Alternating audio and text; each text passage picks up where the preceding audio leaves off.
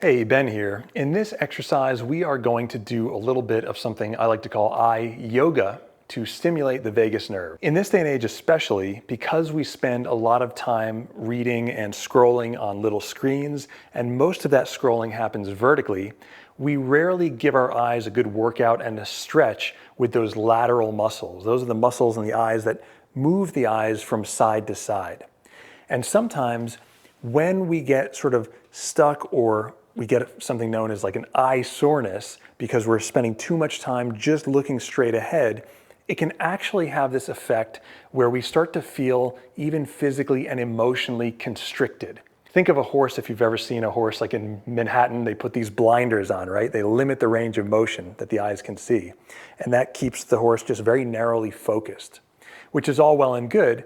But sometimes we can end up getting a little bit narrowly focused on things that are causing us discomfort. So this is a simple and pretty powerful exercise that we can do to create a little bit of a stretch in not just our visual field, but also how we feel physically and emotionally as well. So we're going to do 3 different things. To start off, we are simply going to move our eyes from side to side.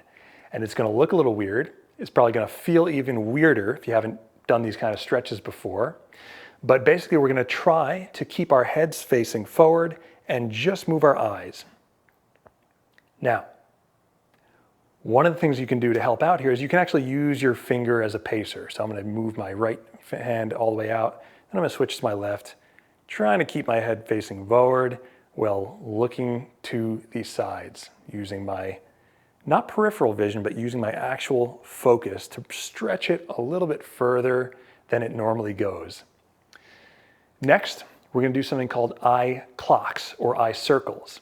For this one, we're going to do a complete circle. So think of those little exercises that you probably did in high school gym class, like rolling your wrists, rolling your shoulders. And with this, we're going to actually do it with the eyes. And again, we'll start off giving ourselves a little tracer or a spotter, something to follow. Now, I actually like and recommend that you use your non-dominant hand. So for me, that's going to be my left hand. And the reason is that we are trying to foster neuroplasticity here. And sometimes by using the non-dominant hand, it just requires the brain to focus a little bit harder on this novel movement. So I'm going to use my index finger as the pointer, and I'm going to again try and keep my head focused in the same direction or pointed in the same direction. And I'm going to move it around like the faces of a clock. I'm going to try and hit all of those points. So going up to the top, we're at 12 and 3, 6, 9, back to 12, 3, 6, 9, back to 12. And now I'm going to go the opposite direction. So from 12 to 9, 6 at the bottom, and 3, 12, 9, 6, and 3, and back to the top. Whew.